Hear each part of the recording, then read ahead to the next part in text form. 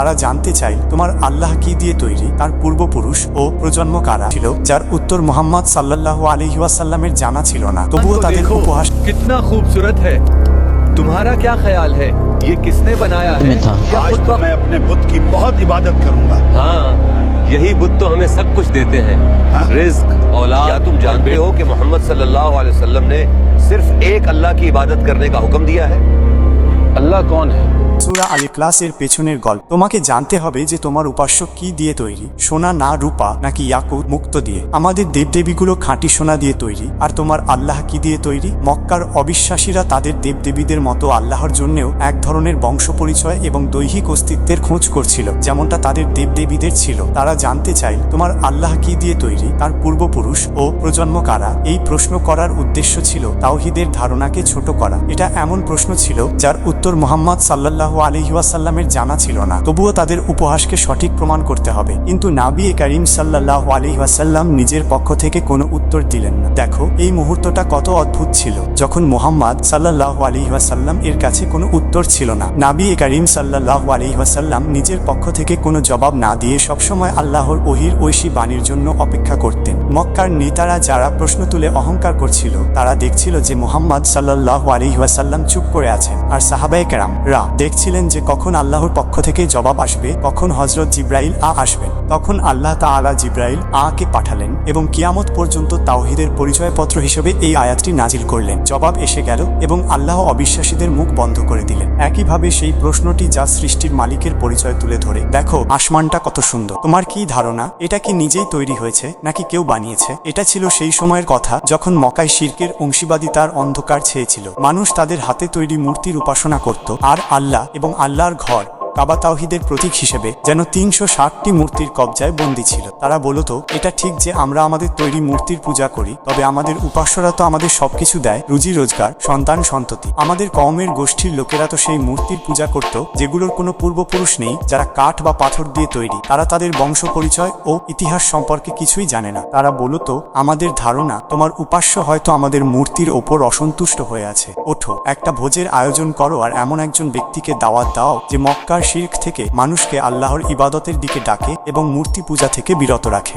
আর সেই ব্যক্তি হলেন মুহাম্মদ রাসূলুল্লাহ সাল্লাল্লাহু আলাইহি ওয়াসাল্লাম। তোমরা জানো কি না, মুহাম্মদ রাসূলুল্লাহ সাল্লাল্লাহু আলাইহি ওয়াসাল্লাম কেবল আল্লাহর ইবাদতের আদেশ দেননি, বরং তিনি আমাদের আল্লাহর পরিচয়ও দেননি। মুহাম্মদ আমাদের কাছে আল্লাহর ইবাদত করার আদেশ করেন, কিন্তু কিভাবে ইবাদত করব তা বলেন না। যার কেউ জন্মদাতা নেই, যার কোনো বংশ পরিচয় নেই, যিনি সমস্ত সৃষ্টি জগতের মালিক, তিনি কি করে আমাদের মূর্তি পূজা বন্ধ করতে বলেন? মক্কার সর্দাররা এমন কিছু বরদাশত করতে রাজি ছিল না যে মুহাম্মদ সাল্লাল্লাহু আলাইহি ওয়াসাল্লাম আল্লাহর তাওহীদ, একত্ববাদ প্রচার করে আমাদের লোকেদের মূর্তি পূজা ছেড়ে দিতে বলবে। তারা খুবই অহংকারী ছিল। তারা বলল, হে খোদা, যার কোনো আকৃতি নেই, কোনো বংশ পরিচয় নেই, যার ধারণা আমাদের সীমিত বুদ্ধিরও বাইরে, সেই খোদা কি করে আমাদের সবকিছু দিতে পারেন? তারা মুহাম্মদ সাল্লাল্লাহু আলাইহি ওয়াসাল্লামকে জিজ্ঞাসা করার জন্য একটা প্রশ্ন তৈরি করলো যার উত্তর কারো কাছে থাকতে পারে না। কিন্তু আজ সবাই মুহাম্মদ সাল্লাল্লাহু আলাইহি ওয়াসাল্লামের কাছে যাচ্ছে। আজ তারা মুহাম্মদ সাল্লাল্লাহু আলাইহি ওয়াসাল্লামের সাথে এমন ভাবে কথা বলবে যার জবাব তার কাছে থাকবে না। এমন প্রশ্ন করার জন্য তারা একজনকে বেছে নিল। একজন নেতা বেশ অহংকার নিয়ে বলল, হে মুহাম্মদ, তুমি আমাদের সেই আল্লাহর ইবাদত করতে বলেছো এবং মূর্তি ও প্রতিমার পূজা বন্ধ করতে বলেছো। আমরা আজ তোমার কোনো কথা শুনবো না। আমরা তোমার অনেক কথা শুনেছি। আজ তুমি আমাদের রবের বংশ পরিচয় ও পরিচয় সম্পর্কে একটু বলো। তিনি কে? তার কোনো বাবা ও ছেলে আছে কি? তার উত্তরাধিকারী কে হবে? তার অহংকার নিয়ে অপেক্ষা করছিল। এটা কোনো লম্বা ভাষণ ছিল না, বরং এমন একটি সমুদ্র ছিল যাকে একটি পাত্রে ভরে দেওয়া হয়েছে। এটি ছিল সূরা আল ইখলাসের তেলাওয়াত, যা অবিশ্বাসীদের মুখ বন্ধ করে দেওয়ার জন্য মুহাম্মদ সাল্লাল্লাহু আলাইহি ওয়াসাল্লামের উপর নাজিল হয়েছিল। বিসমিল্লাহির রাহমানির রাহিম।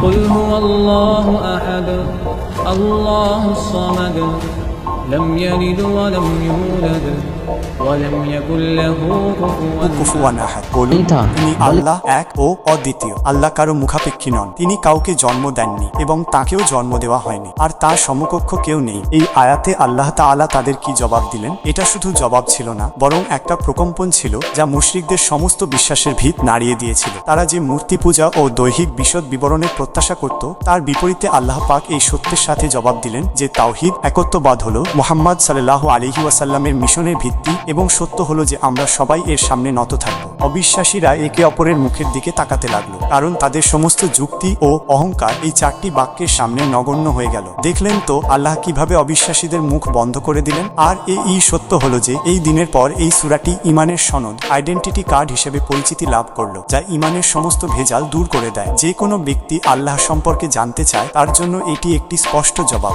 আর এই সূরা আল ইখলাস হলো কোরআনের মূলনীতি এবং তাওহীদ, একত্ববাদ এর গভীরতা। আল্লাহ তাআলা এই সূরাটিকে এতটা মর্যাদা দিয়েছেন। এই সূরার চারটি স্বতন্ত্র বাক্য বা আয়াতকে ভালোভাবে অনুসন্ধান করে এর অর্থ জানতে চাইলে কুফুয়ান সমকক্ষ শব্দের অর্থ হলো এমন কোনো বস্তু যা কোনো দিক থেকে আল্লাহর সাথে প্রতিযোগিতা করতে পারে বা তুলনা করা যেতে পারে। আল্লাহ ছাড়া এই সুন্দর আসমান আর কে বানাতে পারে? আর আল্লাহই জানেন এর অর্থ। এর অর্থ হলো এই সৃষ্টি জগতের মানুষ, ফেরেশতা বা অন্য কোনো সৃষ্টি কেউই আল্লাহর সমকক্ষ নয়। কারণ কোনো মানুষ, ফেরেশতা বা নবী এমন নয় যে সে আল্লাহর কোনো গুণাবলী অর্জন করতে পারে বা তার কাজ করতে পারে। এই আয়াত আমাদেরকে গভীর চিন্তার দ্বার খুলে দেয় এবং সৃষ্টিকর্তার কাছে পৌঁছানোর চেষ্টা করতে উৎসাহিত করে। আল্লাহ নিজেই বলেছেন এবং আদেশ করেছেন, এই সত্তার কসম যার হাতে আমার প্রাণ। এই সূরা কুরআনের 1/3 সমতুল্য। তাই সূরা ইখলাসের মর্যাদা ও মাহাত্ম্য অত্যন্ত উচ্চ এবং অতুলনীয়।